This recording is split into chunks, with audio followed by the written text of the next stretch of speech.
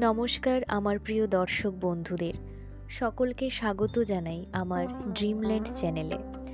আজকে আমার আলোচনার বিষয় হলো মা সরস্বতীর প্রণাম মন্ত্র। যে মন্ত্রটি আপনারা প্রতিদিন পাঠ করলে আপনাদের স্মৃতিশক্তি মেধাশক্তি বৃদ্ধি পাবে এবং আপনারা বিদ্যার্জনে অনেক উন্নতি লাভ করতে পারবেন। এই মন্ত্রটি পাঠ করলে মা সরস্বতী অত্যন্ত খুশি হন এবং মা সরস্বতীর কৃপাদৃষ্টি আপনার উপর সর্বদা বজায় থাকবে।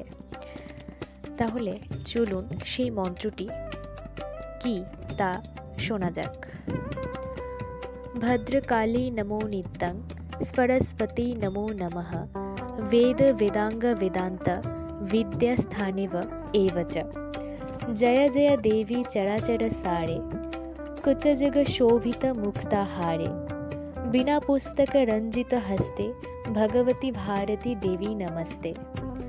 ओम सरस्वती महाभाग्ये विद्ये कोमल लोचने विश्वरूपे विशालाक्षी विद्यां देहि नमस्तुते। এইবার আমরা জানব এই মন্ত্রের ভাবার্থ কি।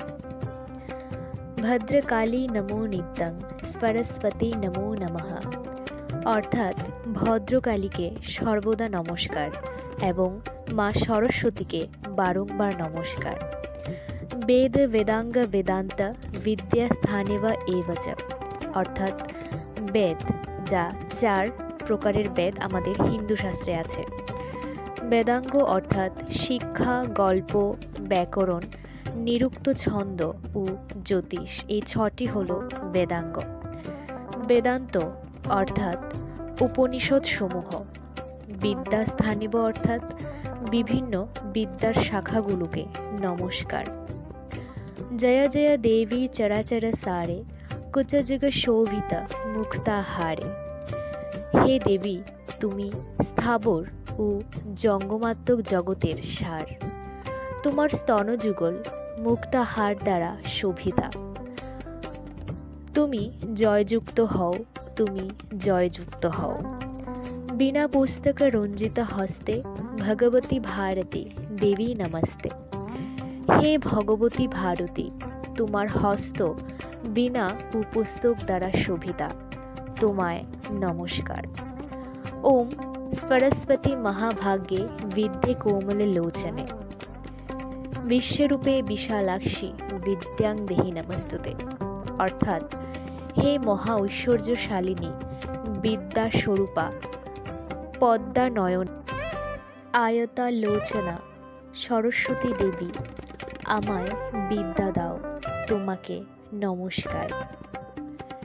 এই ছিল আজকের সরস্বতীর প্রণাম মন্ত্র ও তার ভাবার্থ। আপনারা প্রতিদিন স্নানের পর যদি এই মন্ত্র পাঠ করেন তাহলে দেবী সরস্বতীর কৃপা অবশ্যই আপনারা লাভ করতে পারবেন।